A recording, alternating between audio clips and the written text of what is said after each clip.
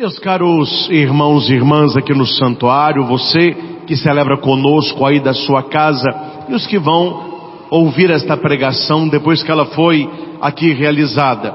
Nós estamos celebrando a solenidade de Santa Maria, Mãe de Deus. Aqui se encerra a oitava do Natal. O que é a oitava do Natal? São 8 dias. Do dia 25 até o dia 1º de janeiro, a igreja celebra como se fosse um dia só. Por isso, são 8 dias. Qual dia? O Natal de Nosso Senhor.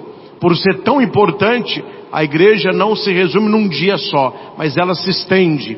E o número 8 na Bíblia se refere à nova criação. Deus, Ele cria o mundo em 6 dias, Ele repousa no 7º e Ele o recria com a ressurreição de Cristo. Por isso 8. Por isso a oitava de Natal e a oitava de Páscoa. A igreja, que é nossa mãe, sábia, ela não coloca no dia 1º de janeiro, Ano Novo. A temática não é essa. É a primeira missa do ano. Mas a igreja nos convida a olhar para Maria. Porque Nossa Senhora me ensina a viver o novo de Deus. Porque o ano novo no calendário, ele não quer dizer uma vida nova. Um ano novo no calendário, ele não quer dizer um novo coração, e tampouco uma experiência de conversão. O novo de Deus, ele acontece na nossa vida, quando nós aprendemos com Maria a meditar, a guardar as coisas de Deus no coração. E aqui é importante entender por que a igreja chama Maria de Mãe de Deus, que vem do grego Theotokos. Para nós cristãos católicos, desde o século I, Maria, ela tem uma dignidade especial na história da salvação, porque ela é mãe de Jesus Cristo, nosso Senhor. Para entendermos de quem Maria é mãe, um dos textos mais clássicos, e estamos aí no Natal, é quando os anjos anunciam aos pastores quem é a criança de Belém. Os anjos vão dizer assim: eis que eu vos anuncio uma grande alegria, que será para todo o povo. Hoje na cidade de Davi, nasceu-vos Cristo. Ele é o Senhor, Ele é o Salvador. Hoje nasceu-vos o Salvador, que é Cristo Senhor. Salvador, Cristo e Senhor. Salvador é o Messias, Mexiá. Cristo, do grego, Christos, ungido, Filho de Deus. Senhor, porque Ele é Deus com o Pai. Quem é Maria? Ela é mãe de Cristo, que é o Senhor e o Salvador. Quando o anjo anuncia a Maria que ela será mãe do Filho de Deus, o anjo vai dizer que o nome da criança seria Emanuel. Emanuel significa Deus conosco. A segunda leitura que escutamos é o único momento nas cartas de Paulo que ele faz referência à mãe de Jesus. E aqui ele vai colocar mulher, lembrando a mulher do Gênesis. É a segunda leitura que escutamos, Gálatas 4:7. Quando se completou o tempo previsto, Deus enviou o seu Filho. Deus Pai envia o seu Filho. E Paulo vai dizer, entre vírgulas, nascido de uma mulher. Por que Paulo faz questão de dizer que Jesus nasceu de uma mulher? Porque ele não caiu do céu pronto. Porque ele não desceu como ele virá no fim dos tempos. Jesus também, pelo menos o nosso, não é filho de chocadeira. Ele tem uma mãe. Aí ó, é o mosquitinho do inimigo. Ele tem uma mãe. Deus enviou o seu filho, nascido de uma mulher. Se Deus envia o seu filho, ele é pai dessa criança. E a mulher que vai gerar o Filho de Deus, ela é o que da criança? Mãe. Não vou nem ficar explicando isso, né, gente? É uma coisa tão lógica, tão clara, mas que as pessoas fazem uma confusão, principalmente os protestantes, que eles dizem que Maria, ela é mãe do homem. Ela não é mãe do Deus Jesus. Só que não tem como separar. Não tem como separar. Porque quando a Bíblia diz que o Filho de Deus, ele nasce de uma mulher, quem é esta mulher? Ela é mãe do Filho de Deus. Quem que é a criança? É Deus. Então Maria é mãe de Deus, Theotokos. Claro que os senhores sabem que Nossa Senhora não é mãe de Deus Pai. Porque a pegadinha de certos protestantes é dizer para o católico assim: a sua oração da Ave Maria está errada. E o católico, alguns não estudam, não sabem nada. Aí eles falam: por que a oração está errada? Quando você reza assim: Santa Maria, Mãe de Deus, quem veio primeiro, Deus ou Maria? Aí a pessoa vai responder: olha, claro que foi Deus. Quem que criou o mundo lá em Gênesis do nada? É Deus. Pois é, como que Maria vai ser mãe de Deus? Se Deus pré-existia antes dela, não tem como ela ser mãe de Deus, não. Aí o que as pessoas respondem? Religião não discute, não. Fica com a sua fé, eu fico com a minha. Na verdade não discute porque não sabe. A resposta é muito clara. Falou: não, meu caro, Maria não é mãe de Deus Pai. Ela é mãe de Deus Filho. Ela é mãe de Jesus Cristo. E Jesus Cristo é Deus conosco, é o Emanuel, é Filho de Deus. Então Maria, ou ela é mãe de Jesus todo, ou ela não é mãe de Cristo nenhum. Então por isso que a igreja diz Santa Maria, Mãe de Deus, porque ela é mãe de Jesus Cristo. E aqui, meus irmãos, entendam bem, o que a igreja quer guardar não é Maria, é o Verbo. Porque quando se diz que Maria é mãe de Deus, a igreja está dizendo que aquela criança é Deus, é o Senhor, é o Salvador. E a mãe daquela criança, consequentemente, seria mãe de Deus. Aí as pessoas tentam tirar a maternidade divina de Maria, mas elas não veem que o dia que Maria não for mãe de Deus, aquela criança nascida em Belém não é Deus, e um homem que não é Deus não pode salvar a humanidade. Simples assim. Esvazia-se o sacrifício da cruz. Se aquele homem pregado na cruz é apenas homem, aquilo é uma piada de mau gosto e mais um crucificado entre tantos. Padre, então ele não podia ser só Deus? Não podia ser só Deus, que quem pecou foi a humanidade. O homem não podia se salvar porque era pecador. Deus não podia salvar o homem, que quem pecou foi o homem. O que Deus em Jesus faz? Ele assume a nossa humanidade, igual a nós em tudo, menos no pecado. Então Maria é mãe de Jesus Cristo e a igreja a venera como Theotokos, a mãe de Deus. E o evangelho que nós escutamos nesta missa está em Lucas 2, do 16 ao 21. Primeiro nós somos convidados a olhar para os pastores. Como é que se começa um novo ano? Nós estamos hoje dia 1º de janeiro. Como diz o bom mineiro, tem muita água para passar debaixo dessa ponte esse ano, meu filho. Nós estamos no 1º dia. Como que se vive o novo de Deus? O exemplo dado por Lucas são os pastores. Primeiro, vamos aqui tirar o romantismo dos pastores. Quando a gente fala pastor, parece que vem uma coisa assim bonitinha. É alguém assim tranquilo, com a varinha na mão, com um bornalzinho com um lanche, um chapéuzinho por causa do sol, que fica cuidando ali das ovelhinhas. É isso também. Mas por que eu falei tirar o romantismo?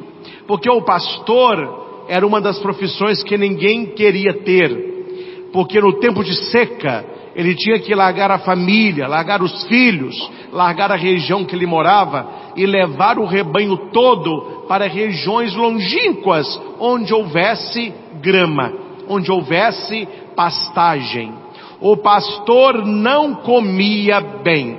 Ele levava o seu bornal, a sua comida, e durante os dias, quanto mais ele ficava longe de casa, pior era a sua alimentação.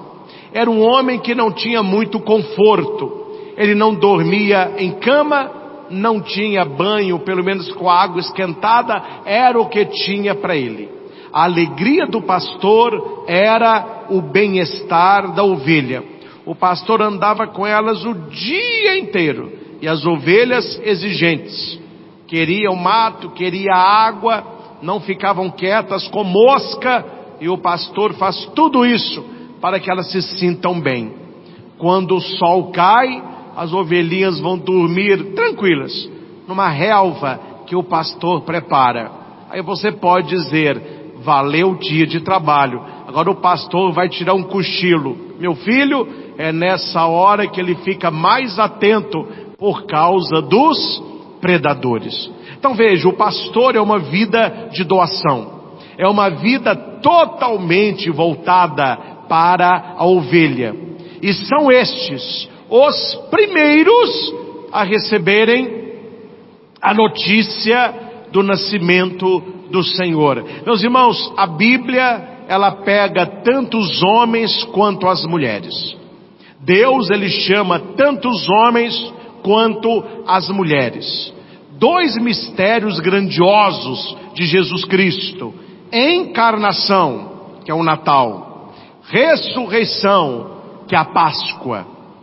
Quando os anjos aparecem para os pastores, homens, eles vão anunciar para os homens em primeiro lugar: olha, nasceu o Cristo, o Salvador. Quando Jesus ressuscita, os anjos aparecem para quem? Para Madalena, que é uma mulher. Então veja, no mistério da encarnação, a notícia é dirigida a eles. No mistério da ressurreição, a notícia é dirigida a ela. E se você pega a história de Maria de Magdala, a tal da Madalena, também não foi uma vida fácil. Foi uma vida de exclusão, uma vida de condenação, até que Jesus a liberta daqueles demônios que ali estavam. Então, duas histórias problemáticas, difíceis, sofridas, mas que recebem uma boa notícia. Para os pastores, do nascimento. Para Maria, ex-Madalena, a ressurreição. E nós vemos duas situações muito parecidas. Os pastores, eles foram às pressas.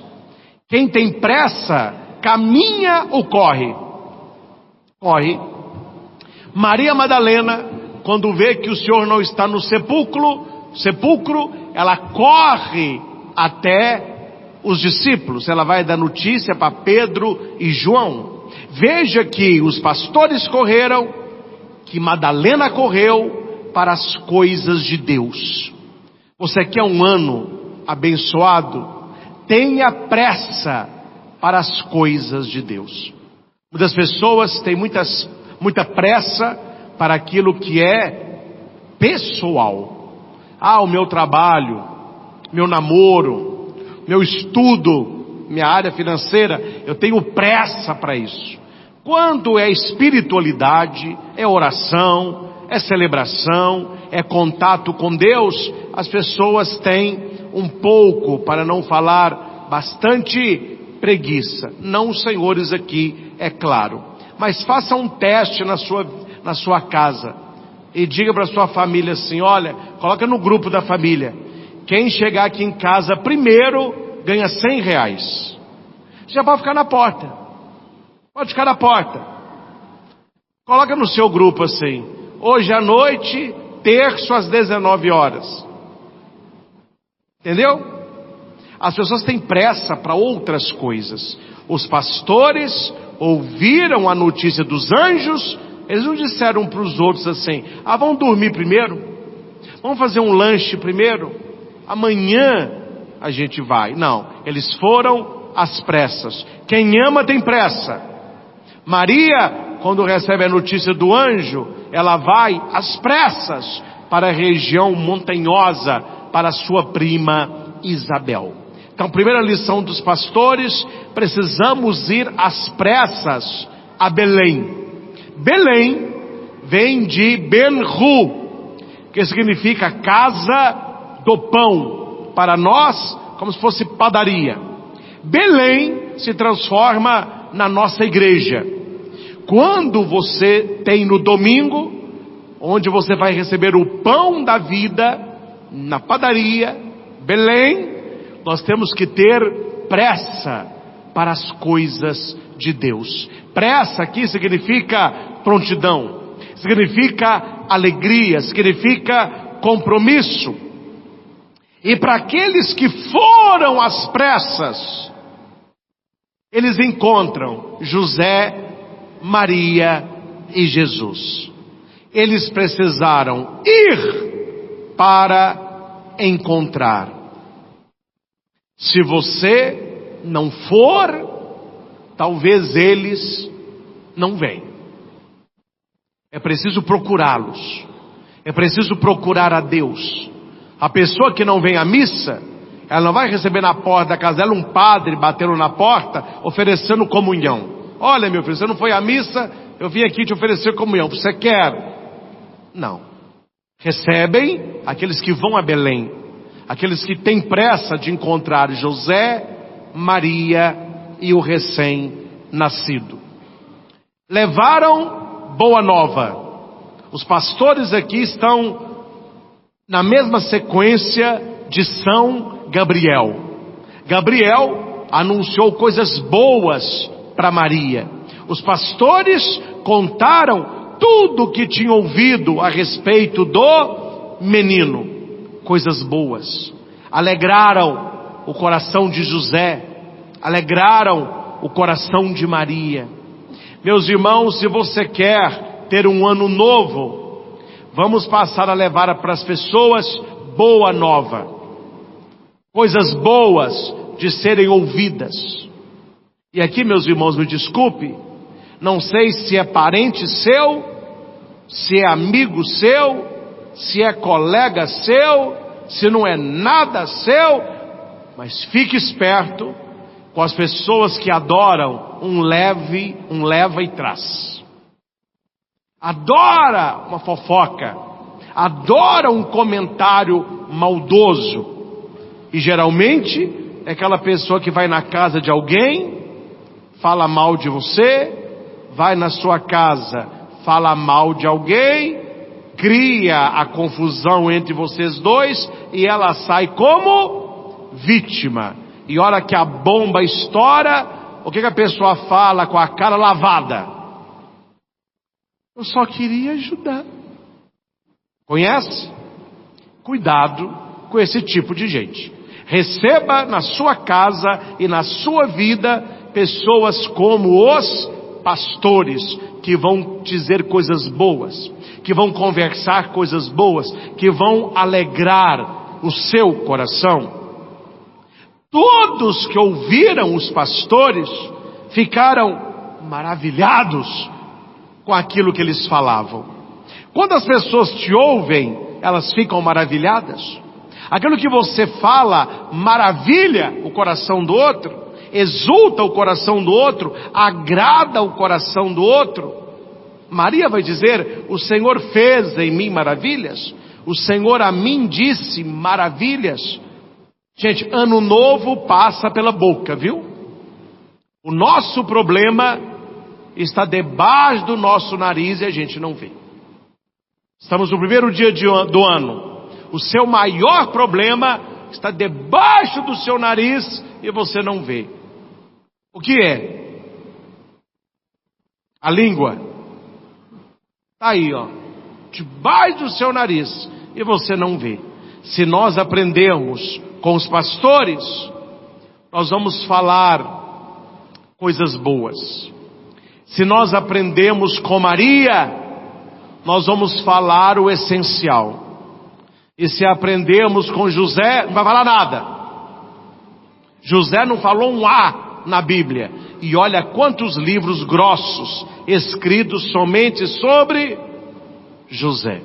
Maria falou pouco, Maria fala só 4 vezes na Bíblia. Os pastores aqui falam e a gente nem sabe o que eles estão dizendo. O que a gente sabe é que eles alegraram o coração de quem escutava. Os pastores voltam, aquele que vai, haverá de voltar. Os pastores voltaram, repita comigo, glorificando, louvando, a Deus, por tudo que viram, e por tudo que ouviram.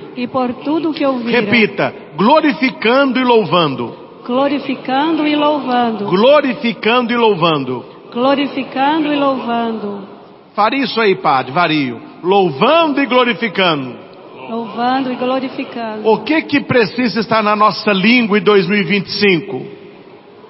Glória a Deus e louvor aos homens. O ser humano custoso para elogiar alguém. Nós gostamos que as pessoas nos louvem, mas nós gostamos bem de nos outros. Tiago 3 vai dizer, com essa língua aí, você glorifica a Deus que está no céu, mas você não louva os homens que estão na terra, você maldiz os homens. Então quando eu falo de glória, é a Deus. Quando eu falo de elogio, é aos homens. Os pastores voltaram falando coisas boas, espalhando coisas boas. Certamente eram pessoas boas. Não é muito costume na nossa região. No sul é muito costume, eu acho muito bonito. Você já viu aquelas casas que tem na janela um coxinho com flores? Não é? Tem casa que tem. Então abre a janela, aqui é tanta florzinha assim, você olha, você não está vendo nada dentro da casa, claro, está aberto, e aqui é tanta florzinha assim na janela. Eu não sei você, mas quando eu olho uma casa com as janelas abertas, com aquele coxinho cheio de flores, eu digo a mim mesmo, ali dentro tem coisa boa. Parece que a flor na janela coloca no nosso coração, ali dentro mora gente do bem, ali dentro tem coisa boa. Qual é o nosso coxinho? É a boca. Qual é o interior? É o coração. Quais são as rosas? São as nossas palavras. Um coxinho com mato seco, um coxinho com mato, um coxinho com espinho, ele não passa coisas boas. Eu vi aqui na praça do santuário uma coisa boba, mas que ilustra. Uma criança estava pegando margarida, sabe aquelas florzinhas? Margarida. A mãe sentada só olhando. Aí a menininha pegava uma florzinha, dá para a mamãe. Pegava uma florzinha, dá para a vovó. Todo mundo sentado olhando a criança. A criança saiu correndo, ela foi em direção à moita de espinho, aquela coroa de Cristo. A hora que ela correu em direção ao espinho, a mãe levantou correndo. Aí não, volta para cá. Pegou a criança e a trouxe. Uma boca que tem flores, ela atrai. Palavras que ferem como espinho, elas afastam. E as pessoas boas, guarda isso, elas não vão afastar da sua vida de uma vez.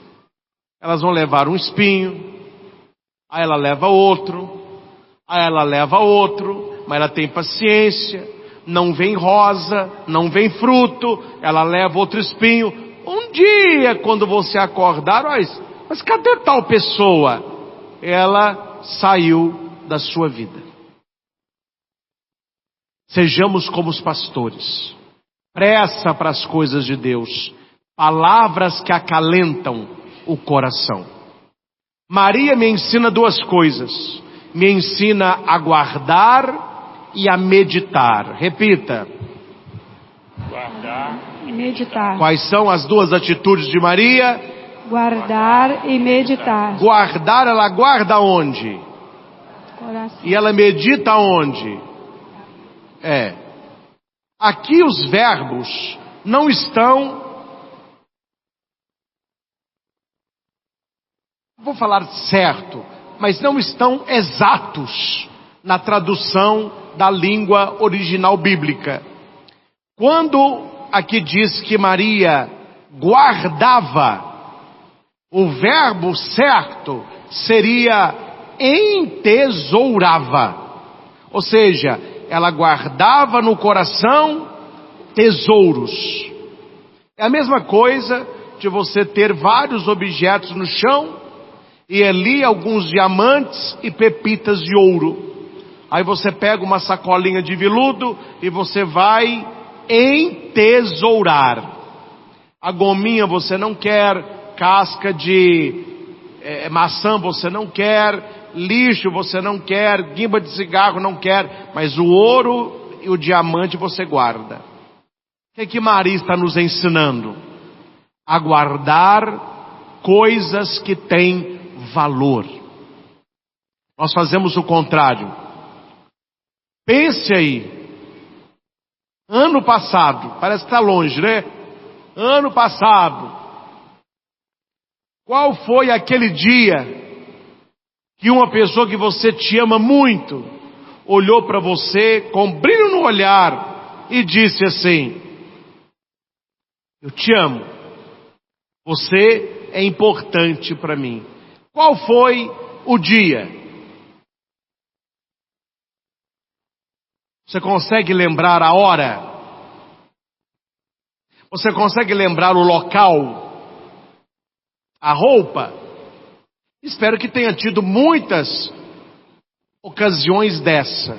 Mas geralmente, as coisas boas, elas são rarefeitas. Mas eu não me lembro ao certo, mas eu lembro que se uma pessoa olha para mim e fala assim: eu te amo, e eu falo, eu também te amo. Mas vamos inverter a coisa então. Qual foi o seu maior desapontamento com alguém importante para você no ano passado? Padre, eu sei. Foi dia 12 de março, no local do meu trabalho, era uma terça-feira, era depois do almoço, ou seja, entre 1h30 e 2 da tarde, tal pessoa falou comigo, isso e isso fere o meu coração até hoje. Esta pessoa não está entesourando, ela está procurando se vingar, dar o troco. Ela guardou o lixo e dispensou o tesouro. Maria, ela quer entesourar. Ela guarda no coração o que vale a pena ser guardado. E segundo o verbo, aqui está meditar. Mas o verbo original do texto é como se fosse montar um quebra-cabeça. É um montar peças. É como se cada acontecimento na vida de Maria fosse uma pecinha de quebra-cabeça. E ela vai colocando a pecinha. Hoje em dia, não estou criticando não, mas os quebra-cabeças não são tão assim atrativos, porque a figura pronta está na caixa. Então, quando você compra a caixa, você já sabe qual é a figura. Tá bom, tem quebra-cabeça de 1.000, 5.000, 20.000, 50.000 peças, mas tem quebra-cabeças pequeninos de criança. A minha filhadinha Maria Clara, eu a dei no Natal, junto com um aviãozinho lá, que tinha uma bonequinha para ela brincar, um quebra-cabeça, que tem quebra-cabeça de 2, 3 e 4 peças, coitadinha. É uma criancinha ainda. Só que eles estavam todos montados na capa. Aí não há surpresa. Só há juntar figuras. Mas quando o quebra-cabeça foi criado, ele vinha num saco. E você comprava o quebra-cabeça. O que é o quebra-cabeça? Nós precisamos montar. A nossa vida não é um quebra-cabeça na caixa. É um quebra-cabeça numa sacola. Ninguém sabe qual é a figura final. É preciso ir colocando peças. Isto é meditar. Maria ela vai pensar na sua infância, ela vai pensar na anunciação, ela vai pensar na sua visita a Isabel, ela vai pensar na renúncia de José, ela vai pensar na acolhida de José, ela vai pensar na viagem para Belém, o nascimento na gruta, a fuga para o Egito, está entendendo? Cada acontecimento de Maria é uma peça que ela vai colocando no quebra-cabeça da vida. Meus irmãos, nós vamos formar este ano um quebra-cabeça de 365 peças. E cada peça, ela dura 24 horas. É muita coisa. Então não queira olhar o quebra-cabeça do dia 31 estando no dia 1º. Hoje Deus nos deu a primeira peça. E daí sucessivamente. Se vivemos como Maria, nós estaremos entesourando o que precisa ser entesourado e montando o quebra-cabeça da história, assim como foi na história de Maria. Coloque a sua mão direita na pessoa que está do seu lado e você vai dar para ela o melhor presente de início de ano, que é a primeira leitura, é a bênção. Tudo é importante na vida do ser humano, mas nada substitui a bênção de Deus. E presta atenção, viu? Quando você abençoa aqui embaixo, Deus haverá de abençoar lá de cima. Então abençoe essa pessoa do seu lado e diga para ela assim: o Senhor te abençoe e te guarde. O Senhor faça brilhar sobre ti a sua paz. O Senhor se compadeça da tua vida. O Senhor volte para ti o seu rosto. Ele te dê a sua paz. Que Deus abençoe o seu ano novo. Amém. Fala com a pessoa aí. Amém. Muito obrigado. Agora, você que recebeu a bênção, você vai abençoar. Coloque a mão na pessoa. Quem te abençoou, você vai abençoar. E diga para ela: o Senhor te abençoe e te guarde. O Senhor faça brilhar sobre ti a sua face. E se compadeça de ti. O Senhor volte para ti o teu rosto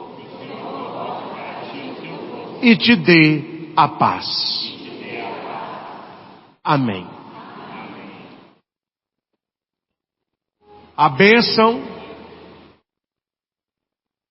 abençoar é bendizer a Deus. O Senhor falou a Moisés: fala com Araão para abençoar as pessoas assim. Hoje reduziu muito. A bênção hoje é apenas assim.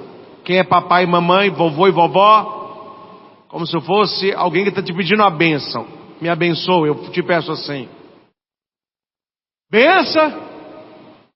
Qual que é a resposta? Bença? Só isso. Deus te abençoe. Deus te bendiga. Deus fale bem para você. É isso que é bênção. Na época de Moisés não era assim não.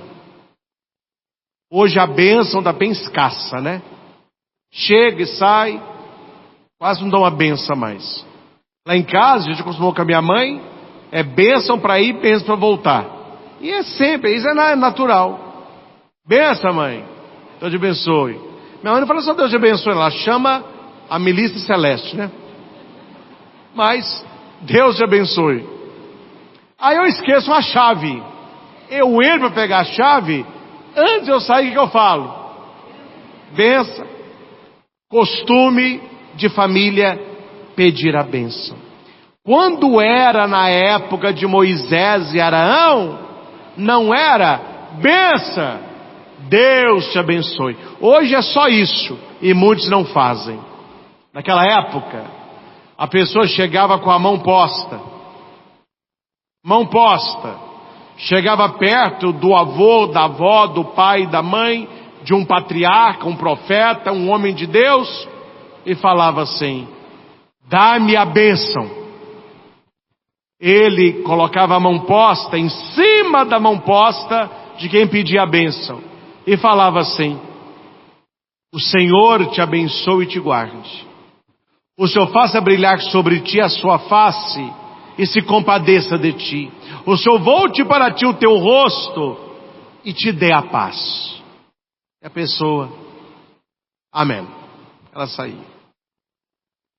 No sul, eles pedem a bênção assim. Curitiba, Arapongas, ali aquela região do sul. Eles chegam, benção, padre. Eles ficam a mão assim, ó. A gente põe a mão em cima. Deus te abençoe. E é bonito, porque é criança, é mulher, é homem, é rapaz, é moça. Chega num restaurante, o garçom, ô padre, a bênção. Você põe a mão na mão dele, Deus abençoe. Costume bonito. Nós não podemos ter vergonha de abençoar. Amém? Eu abençoo como padre. Vocês abençoam como um povo sacerdotal, o sacerdócio comum dos fiéis. Não podemos ter vergonha de abençoar. E eu fico muito feliz quando as pessoas me veem como padre e vêm pedir bênção. Isso não me incomoda, não. Estou lá fazendo um exercício na academia. Aí vem alguém lá: ô padre, o senhor me dá uma bênção? Qual a intenção? Não, é só uma bênção mesmo. Dou. Aí põe a mão na cabeça da pessoa, rezando. Os outros ficam assim, ó.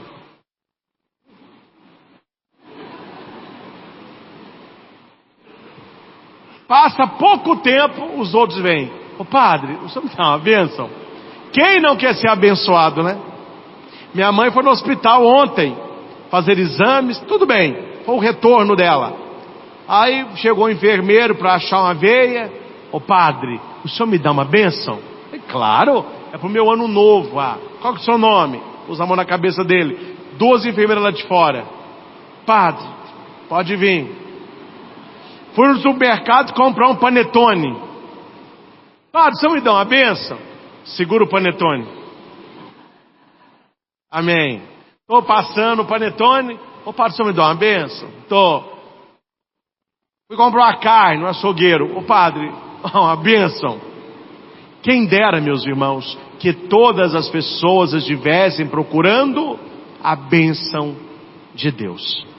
Você que é papai e mamãe, vovô e vovó, tio e tia, padrinho e madrinha, ensine de pequenininho: Deus te abençoe.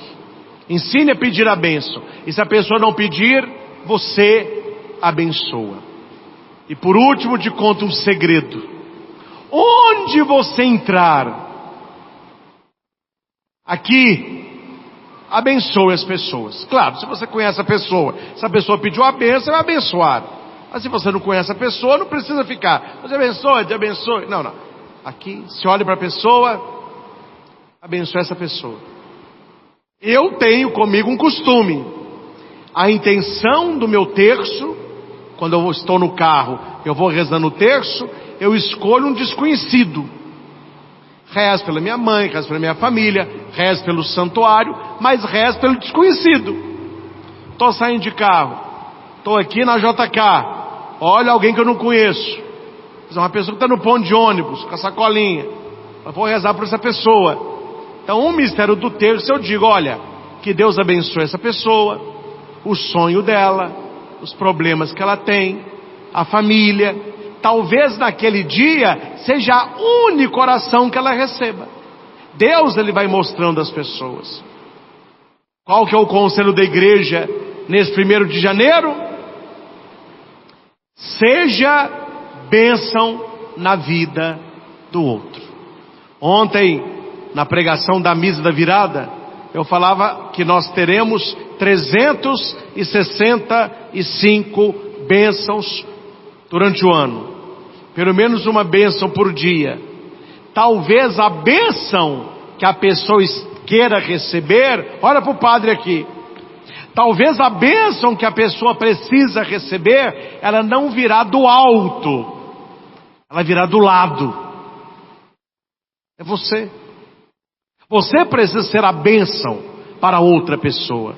Onde quer que você chegue, diga para você: hoje eu vou ser uma bênção na vida desta pessoa. Em qualquer lugar, no seu trabalho, na faculdade, na academia, com seus amigos, no seu namoro, no seu casamento. Hoje eu quero ser uma bênção na vida do outro. E pode ter certeza, não duvide disso.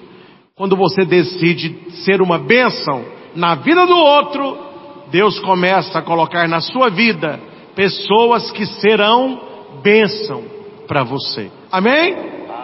Seja bênção na vida do outro e o outro será bênção na sua vida. Então diga com alegria para sua família, para seus filhos, para quem está do seu lado aí, diga assim a pessoa: nesse novo ano eu quero ser uma bênção para você.